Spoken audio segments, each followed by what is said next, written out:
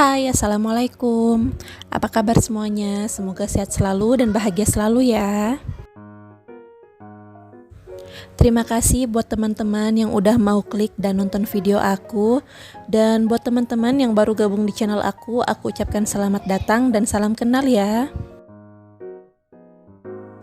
Perkenalkan, aku Rila, seorang ibu rumah tangga yang memiliki usaha toko sembako di rumah. Support channel aku dengan cara like, comment, share, dan subscribe. Aktifkan juga lonceng notifikasi supaya kalian gak ketinggalan video-video terbaru dari aku. Terima kasih. Oke teman-teman, ini adalah vlog keseharian aku dan inilah rutinitas aku sehari-hari, yaitu menjaga usaha sederhana aku ini, yaitu warung sembako. Ini aku ambil videonya pagi hari, sebenarnya nggak terlalu pagi, tapi yang jelas untuk pekerjaan rumah alhamdulillah udah beres dan aku fokus seperti biasa bekerja di warung sederhana aku ini. Oh ya, dalam mempertahankan bisnis sembako seperti ini bukanlah hal yang mudah ya teman-teman, apalagi untuk menjaga pembelinya untuk selalu ramai, laris manis itu susah-susah gampang ya menurut aku. Mungkin ada juga pembeli yang setiap kali datang selalu mencari sesuatu yang unik atau yang beda. Pokoknya kalau misalnya cemilan, kadang mereka mau yang manis, mau yang asin, atau kadang juga mau roti-rotian. Pokoknya berbagai macam ya teman-teman kebutuhan pelanggan itu. Jadi misalnya buat teman-teman yang memiliki usaha toko sembako, merasa yang dulunya toko sembakonya ramai, terus tiba-tiba sepi akhir-akhir ini, kita harus introspeksi diri ya teman-teman. Kita harus mencari tahu kira-kira apa penyebabnya yang menyebabkan usaha toko sembako kita itu yang tadinya ramai menjadi sepi. Membuka usaha toko sembako seperti ini memang tak lepas dari yang namanya persaingan ya teman-teman. Ya, karena memang dalam menjalankan usaha toko sembako seperti ini tuh bisa terbilang cukup mudah ya teman-teman. Kita tidak perlu membutuhkan ijazah yang sekolah tinggi atau yang semacamnya bagaimana. Kita cuman perlu modal niat dan tekun aja. Mengingat bisnis ini cukup menjanjikan, pastinya banyak orang-orang yang ingin mencoba peruntungan usaha toko sembako seperti ini. Jadi kalau kalian merasa di sekitaran daerah kalian itu banyak yang membuka usaha toko sembako seperti kita ini, kita harus mencari tahu apakah di antara berbagai usaha toko sembako itu apakah kita yang paling sepi, dan kalau memang demikian kita yang paling sepi, kita tuh harus mencari tahu ya teman-teman kira-kira apa yang salah sampai usaha toko kita itu menjadi sepi. Jadi alasan utama kenapa pelanggan itu kayak tertarik untuk datang terus berbelanja atau datang ke usaha-usaha yang lainnya itu sebenarnya faktor utamanya itu adalah layanan ya teman-teman. Jadi layanan yang aku maksud di sini tuh bukan cuma sekedar senyum. Jadi saran aku, kita harus pandai-pandai mengakrabkan diri kepada pelanggan-pelanggan kita meskipun itu adalah anak kecil ya teman-teman. Ya, bisa dengan cara kita tanya namanya siapa, kelas berapa, tinggal di blok apa, kayak gitu ya teman-teman. Terutama buat teman-teman yang memiliki usaha toko sembako di daerah pedesaan. Bahkan aku yang tinggal di daerah perkotaan dan dalam perumahan, aku juga sering banget ya teman-teman melakukan pendekatan kepada anak-anak.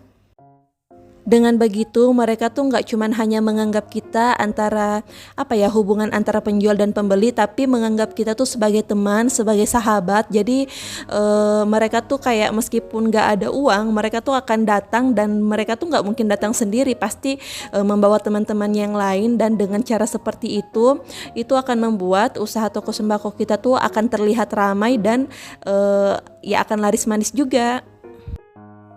Menurut aku hal ini memang sangat dibutuhkan untuk meningkatkan kepercayaan pelanggan kepada kita, terutama yang membuka usahanya itu di daerah pedesaan. Oke, sambil sharing di sini juga seperti biasa, aku kayak curi-curi waktu gitu ya teman-teman, antara menjaga toko sambil beberes rumah kayak ini.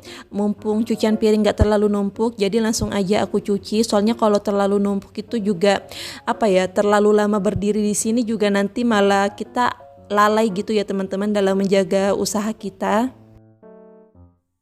Jadi kalau mau dibilang repot, ya repot, tapi seneng juga ya teman-teman karena kita ada kegiatan di rumah, bukan cuman sekedar beberes rumah, kita kayak bertemu banyak orang dan kita bisa sosialisasi tanpa harus berkunjung ke rumah orang. Jadi orang lah yang datang berkunjung di kios kita. Jadi kita itu kayak mendapatkan circle yang luas gitu ya teman-teman menurut aku.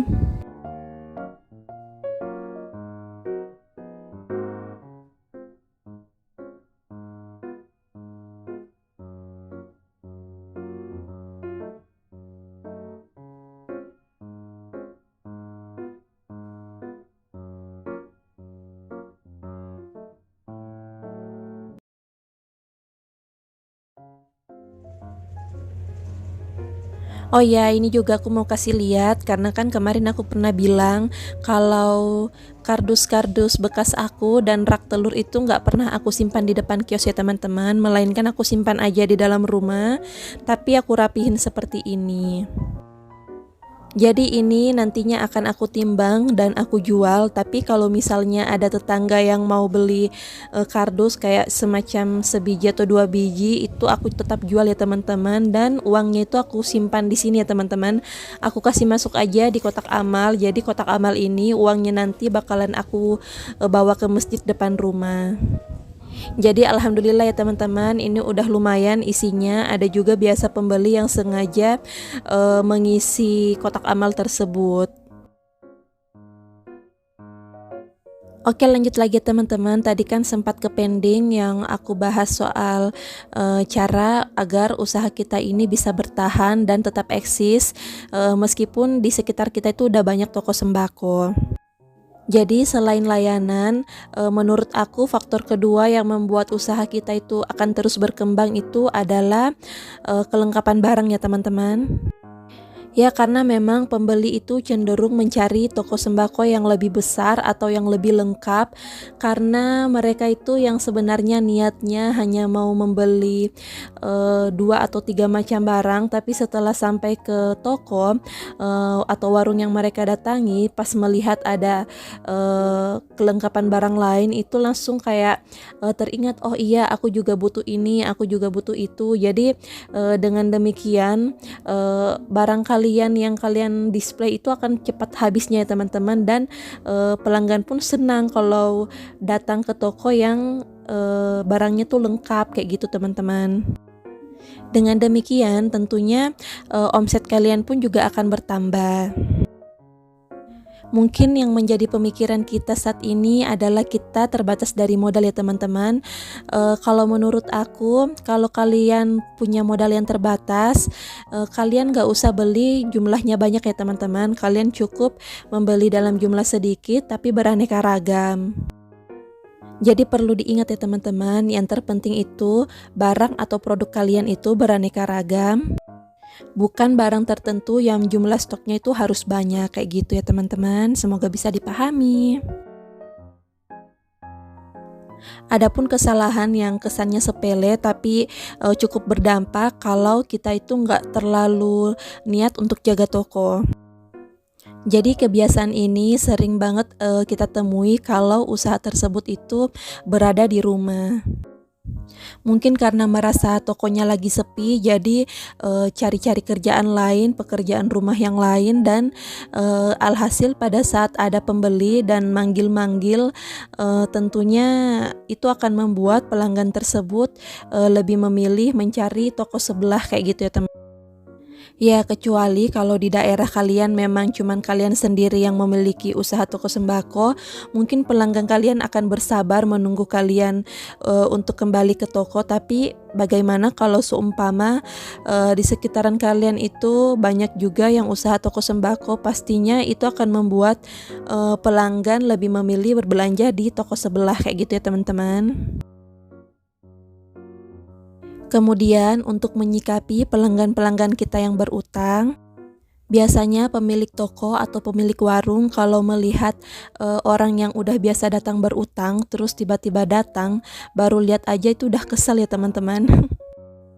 Sebenarnya itu nggak boleh teman-teman, kita harus tetap ramah meskipun pelanggan kita itu mau berutang. Jika dirasa pembeli tersebut konsisten dalam membayar, kayak misalnya aku pribadi yang pernah aku bilang, tukang-tukang yang ngutang di kios aku itu membayarnya setiap hari Sabtu nggak apa-apa, atau mungkin ada juga yang bilang nanti dia bayar pada saat gajian nggak apa-apa, atau mungkin dia bilang nanti sore mungkin aku bayar, kayak gitu. Pokoknya kalian itu jangan sentimen gitulah teman-teman sama orang-orang yang datang berbelanja di kios kalian meskipun orang tersebut berutang.